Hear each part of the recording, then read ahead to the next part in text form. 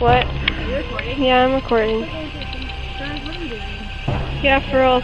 We're kind of just like walking now. Alright, Ghost, if you're here, let's go.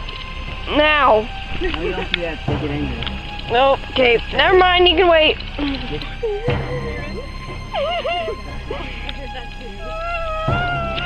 Why are you holding on to me?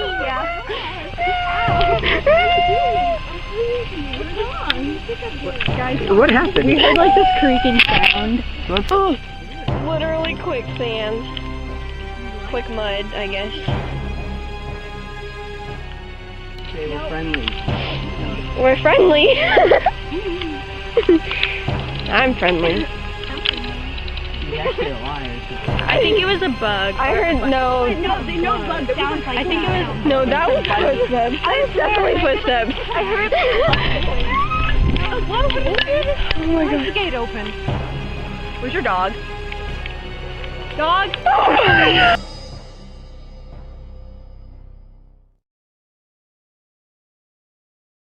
First, we needed to find out who believed. Do you believe in ghosts? Of course I do. But we also needed to find out why. Alright, what influences your belief in ghosts? Culture. I think culture has a lot to do with it. I come from a Caribbean, well, Catholic background, but with that too, there's a lot of African influences, and a lot of the cultures back home, subgroups believe in like the afterlife, and you know, we do not necessarily believe in, you know, like after you die, that's it. We always believe the life after death. So growing up, I've always heard stories about ghosts being around, and you know, you always want to be on your good behavior because people are watching you. 70 to 75% of Americans are Christian, and up to 80% claim to be religious. Of this 80%, more than half believe in the existence of ghosts. We found similar evidence when interviewing Nicole Demine, a professional ghost hunter. What made you believe in ghosts and spirits? I think I've always kind of believed in it, but the experiences I had growing up in my house kind of solidified it, and it's kind of nice to think about there could be something else beyond this life. The idea of life after death is a main theme in religion, and it is the basis for the belief of ghosts, so it makes sense for many believers of ghosts to be religious. However, like most people, Nicole's belief was secured after she had personal experience with the undead. What got me into all of this was at the house we lived in before we moved to our new house. I would see shadows while I was sleeping. My friends would swear they'd see a woman, and one night when I was sleeping, we kept the bathroom light on across the hall, and I heard people arguing, thought it was outside, but when it stopped, a shadow passed in front of the light in the bathroom. I went after it, thought it was my dad, and he was in bed, and it couldn't have been him, so I don't know who it was. That kind of sparked my interest. Nicole's encounter sparked a new hobby for her, allowing her to go on many trips across America using all kinds of equipment. Okay, there's many different pieces of equipment that you can use while doing a paranormal investigation, and these are just some of the few items that I use. Cameras. You have to have different kinds of cameras. You can see 3 different kinds that I have right here. These are all just still cameras, but this one is an infrared camera, which means I can switch it back and forth. I don't need light to take the picture or a flash. It can take picture in complete darkness and be able to see everything. These are EMF meters. They're electromagnetic fields. Electricians use them to find leaky outlets and stuff like that, but we use them to find energy fields. This number goes up. People say that spirits are made of energy, so when you get a detection on your meter, it can be a symbol that there is a spirit nearby. It also has a thermometer on it, which is also helpful. These are just 2 different versions of the same equipment. Walkie-talkies, they're always helpful when you have a large group investigating with you so everybody can keep track of where everybody is. This is something cool. You can't really see it because it's light out right now, but this is a laser grid. Yeah, it just projects laser points across the wall. It can cover up a whole wall. of little green dots, and you can see when something passes in front of the field, so you can detect shadows and stuff like that. That was my camera. This is a voice recorder to get EVPs, electronic voice phenomenon. It's stuff you don't hear with your ear at the time when asking questions. You get it afterwards when you're reviewing evidence. You'll get answers to your questions. These are something that are kind of old school. These are called dowsing rods. They use them way back when to find water deposits underneath the ground. I don't know how, but they do. And when they cross is when they say they find water underneath the ground. But there's also theory that ghosts can manipulate them, and you can ask questions. And I've had them react. You tell them to go to one side, and they'll go to one side, or cross and stuff like that. And of course, your handy dandy flashlight, because when you're walking around in the dark, it's a lot. It's very helpful, especially for someone like me who falls everywhere they go. So that's just a little bit of the stuff we use to try to see if we can catch some evidence of some ghosts. Little did we know that we would use this equipment later that day at this site of the Muncie Massacre, the last Indian raid of Collin County, and that we would walk down this field to this site marker that reads, "In 1840 and 1842, Texas pioneers McBain Jameson and Jeremiah Muncie settled near this site. They were part of the post-Texas Revolution wave of settlers. As with much of the West during that era, Texas was a wild and often savage place. While hunting in late 1844, two other local settlers, Leonard Searcy and William Rice, came to visit Muncie's hut. They found the brutally massacred bodies of Jameson, Muncie, Mrs. Muncie, and their small child. Recognizing the obvious signs of an Indian raid, Searcy and Rice hurriedly left to find their own sons, who were hunting in the area. Searcy's son was safe, but Rice's son had been murdered. The victims were buried at this site. Along with the deaths of the Muncies, two other Muncie boys disappeared, presumed stolen, and were never found. Although Indian raids continued well into the 1800s and were fought by Texas Rangers, the Muncie Massacre was the last Indian raid in Collin County." This picture was taken by Nicole on one of her previous trips to the Muncie Massacre site. It was a picture taken without flash, yet there appears to be a woman in the picture holding a child. And here's a picture we took of that same cross during the day, showing that that woman cannot physically be there. For our journey on the Muncie Massacre site, the actual equipment we used were dowsing rods, EMF detectors, and Nicole's dog Sadie. As far as we can tell, the dowsing rods did exactly what they were supposed to do. If you're a member of the Muncie family, can you uncross those rods? Make them point straight out, uncross.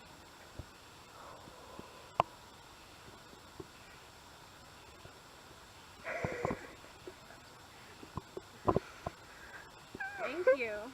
Are you buried underneath the tree we're standing by? If you are, can you please cross them?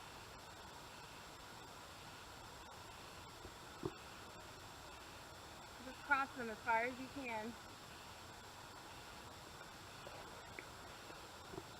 Thank you. Oh. Okay, can you uncross them for me?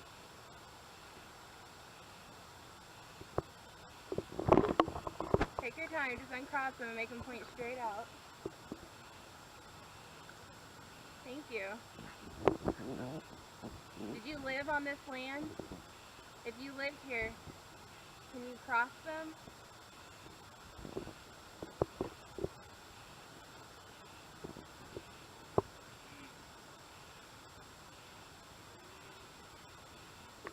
Thank you.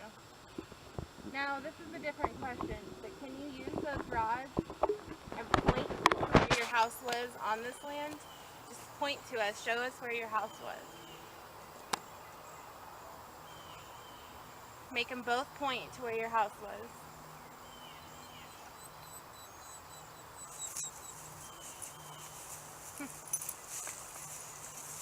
where we thought it was. Thanks, Sadie. Thank you.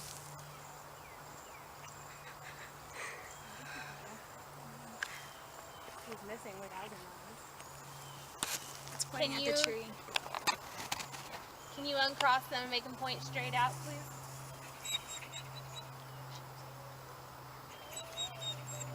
Can you hear that?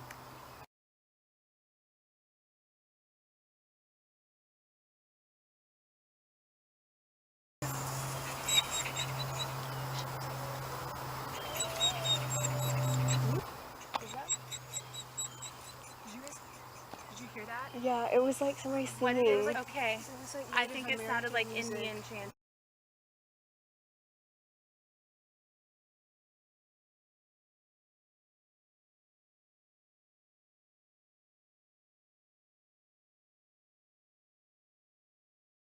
Again and see if we can get him to say he wants to say again.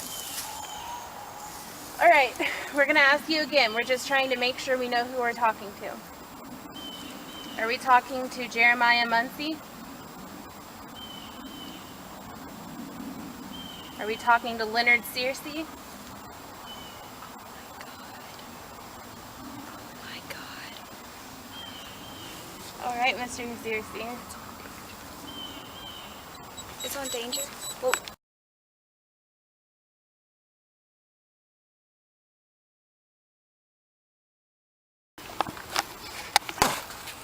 Oh no. Ooh. Where is it at? I went to 3.8. The 3.8 right here. I don't know if you can see it. Sadie, it's okay. Okay, I think you can tell it's that the red one's lit up. If you cup to 3.8. Okay, over Mr. here. Searcy, can you uncross those for me, please?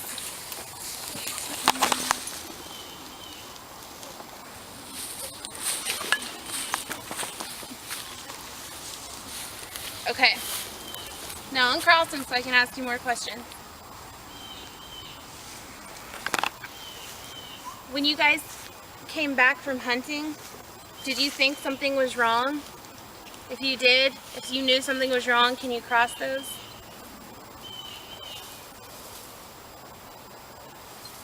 Thank you. Sadie, stop it. Can you uncross them for me?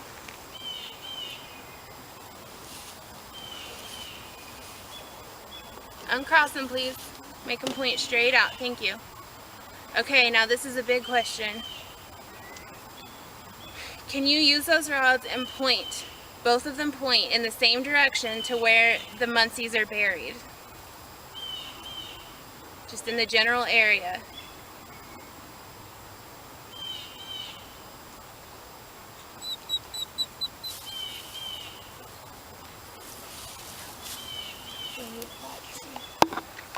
They haven't pointed that direction yet.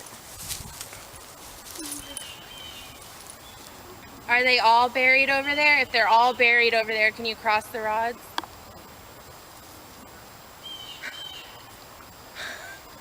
Oh, that's so cool. I don't want to do this anymore. Does someone else want to hold him?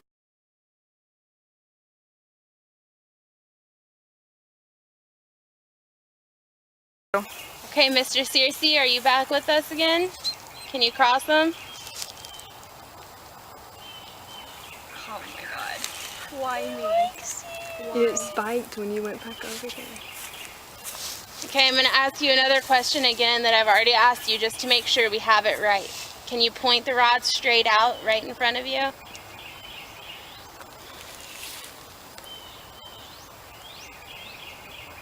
Just separate them. Thank you.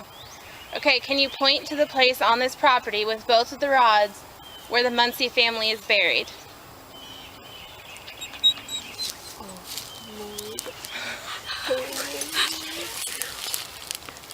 And she's crying whenever you're holding them too. Okay, can you point to where their home was on this property?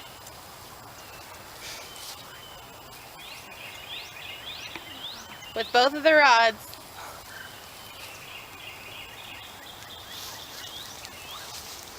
Can you point to which direction you think the Indians came during the raid? Oh my god. That's where they did. They came from over the hill. She moved with it. I'm scared. Look at Sadie. Do you see her?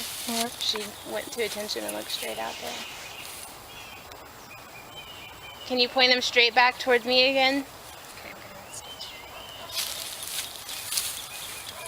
Both of them straight ahead.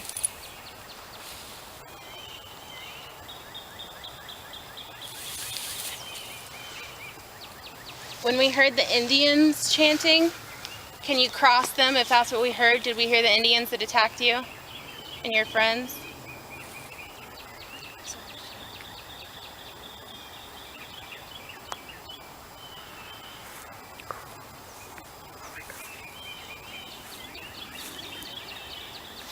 Can you uncross them for me?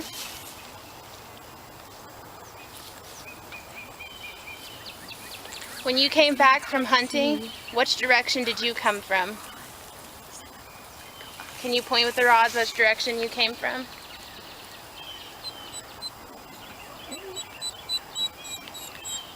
Okay, Sadie.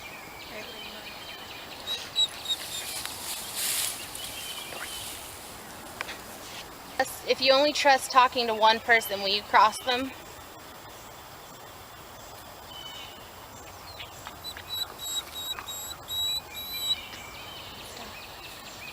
Can you point the rods to the one person you want to talk to?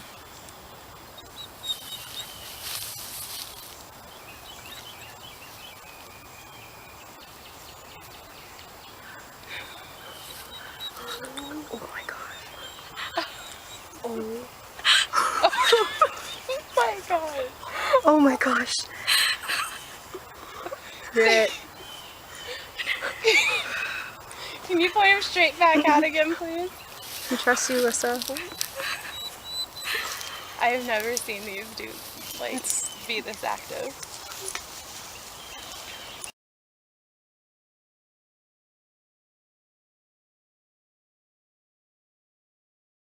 Do you like it when people come visit you? Can you cross them if you like it when people come visit you?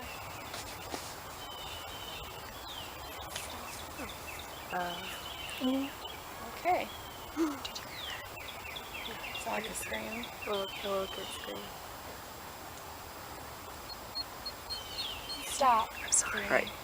Alright. Do you want us to leave? Cross them if you do.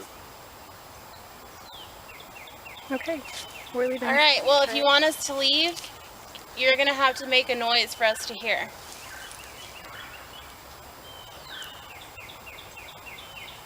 With our own ears, I want you to scream as loud as you can.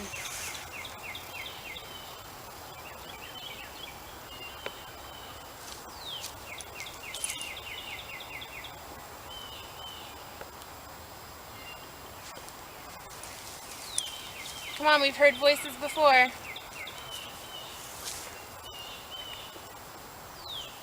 Do you I- want Go ahead. Do you want us to go to a certain spot to hear the scream?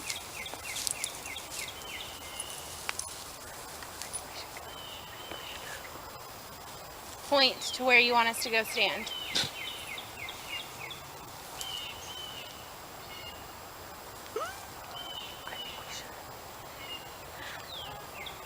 Okay, if you really want us to go, can you point the rods straight out?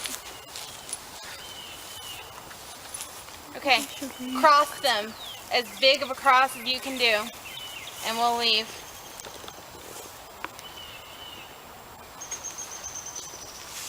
Okay, thanks for talking to us.